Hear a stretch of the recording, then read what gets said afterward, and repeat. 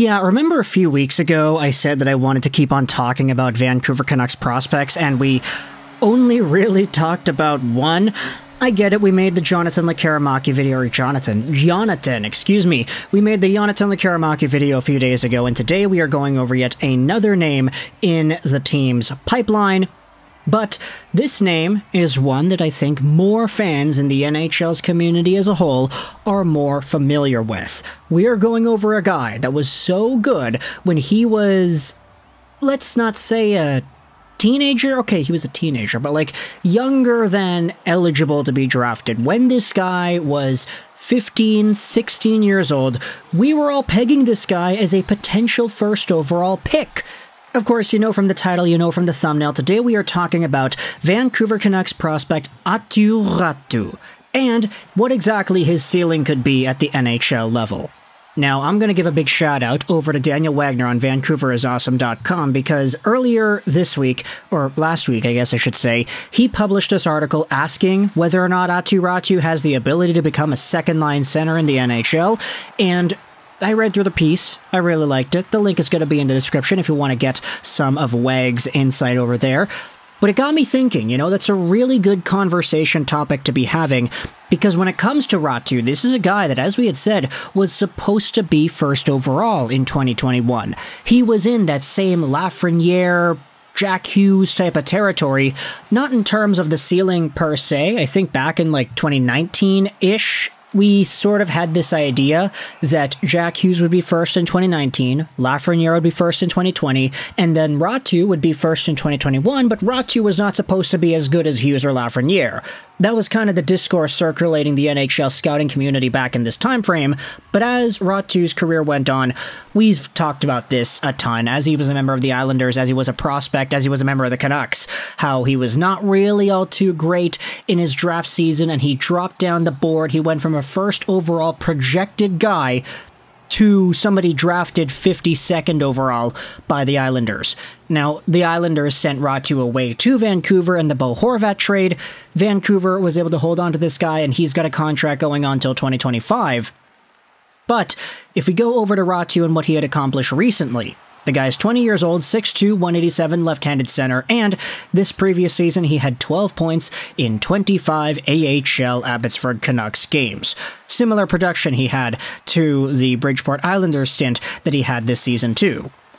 All in all, his AHL productivity was at 27 points in, 52 games played, which is roughly half a point a game. Not terrible. Not amazing either, especially for a guy who's only 20 years old, but this is Raty's first full season in North America. He also had some NHL time split between the Islanders and the Vancouver Canucks too, so this is a pretty interesting stepping stone. Now, for Raty, last year in 21-22, he was a point-per-game player for Yager in the Finnish Liga, and he actually had to work his way up to getting there. He was initially a member of Karpat. He wasn't too great with them at the Liga level, but his stint with Yager was much better. But now heading into 23-24, things are going to be interesting to acknowledge where he can go from here. The article on VancouverisAwesome.com talks about how Raty is destined to being an AHL guy because in the NHL you've got guys like Pedersen, Miller, Bluger, and Piasutar all suiting up at C. And after those guys, you have extra depth options in Jack Studnicka, Nils Oman, guys that can play center and that are probably going to be placed ahead of Raty on the depth chart, giving this guy all the keys to the car, pretty much, in the AHL. When it comes to a developmental standpoint, the AHL's Abbotsford Canucks have all the reign to get Aatu Raty into a higher gear. And when it comes to where his projection is right now, the point production in 22-23, this is what Wagner goes out and writes about. The good thing for Aatu Raty is that he doesn't need to be rushed into the NHL. He needs to work on several elements of his game, particularly his skating and his consistency from game to game. The biggest concern for Raty is pace of play, as he's not the fastest skater and will need to work on puck protection and quick decision-making to make up for his lack of foot speed. Those are things Raty can work on with the Abbotsford Canucks and their skating coach, as well as Daniil and Henrik Sedin, who are certainly examples of how to succeed in the NHL without fleet feet. Now, of course, these are some of the things that we had talked about as well when he was draft eligible, especially since his confidence was shot in 2020-2021 when he was supposed to be first overall. Not getting placed on the World Junior team also gave him a pretty big hit too. But either way, when it comes to Raty and how he's going to progress, there are some very defining things that need to be worked on for next year. As for the point production, this is what Wagner goes out there and writes, "Let's be blunt here. The odds of Raty becoming a top 6 forward in the NHL are slim if he can't produce like a top 6 forward in the AHL, even at the age of 20. Players who score at about half a point a game in the AHL at 20 years old are unlikely to become top 6 forwards at the NHL level. There are exceptions, however. In fact, JT Miller had a similar rookie season with 23 points in 42 games at the age of 20 in the AHL, along with a stint in the NHL. But players with Aatu Raty's statistical profile are more likely to become bottom 6 forwards."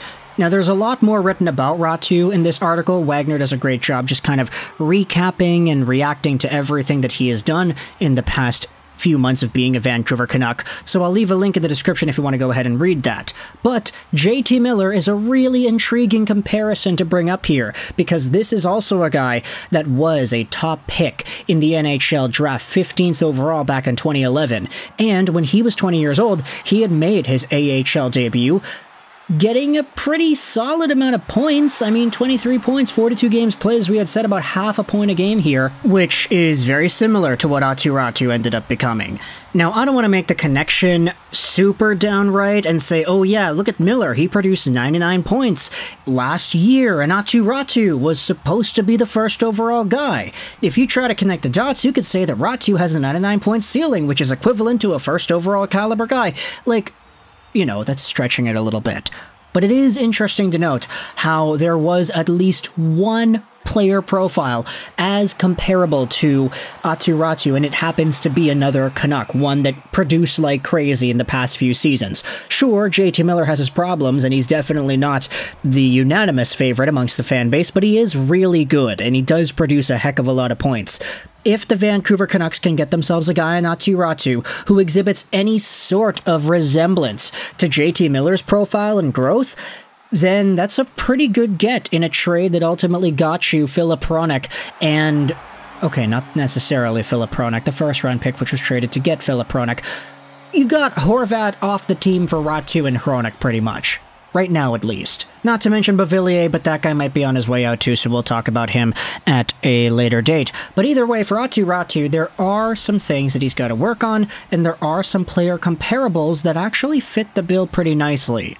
Of course, though, this is not the be-all and end-all. In fact, Wagner goes out there and says that the most likely outcome for Raty is becoming a third-line center, which, if he's playing behind Pettersson and Miller, then he's probably going to be stuck in that role for a few years. But Raty is only, what is he, 21 years old right now? 20 years old, excuse me, he's turning 21 in November. So there's a lot of time for this guy. JT Miller did not become a good NHL player until, what, the mid-2010s? And by then, I mean, he was still under the age of 23 at that time frame. It's why he was included on Team North America at the World Championships, or the World Cup of Hockey, excuse me, but it took a while to get there. For Raty, similar things might be in store. It's all going to happen at the Abbotsford Canucks training facilities, and we'll hopefully see this on the ice in the AHL. But either way, let me know your thoughts in the comment section below. How do you feel about Aatu Raty, his entire progression as a prospect from New York to Vancouver, the first overall status? He didn't fulfill that. He became a second-round guy, and now he's here in Vancouver, Abbotsford, doing his thing, and hopefully getting better. He doesn't have any NHL commitments right now, or at least he shouldn't because of all the center depth ahead of him on the chart, but there still is a lot of growth to exhibit here. Thoughts in the comment section below. If you're an Islanders fan and you're tuning into this video to see how your prospects are doing, hey, let me know your thoughts in the comment section as well. How do you feel about this guy? Ever since he was drafted in the second round by your team, then you traded him away, how do you feel about his progression going forward? Do you even care still? Because you got your guy in Bo Horvat, that's the guy you care about more so now, right? Canucks fans, Islanders fans, let me know your thoughts in the comments about Aatu Raty and his development. I hope you enjoyed this video, and bye.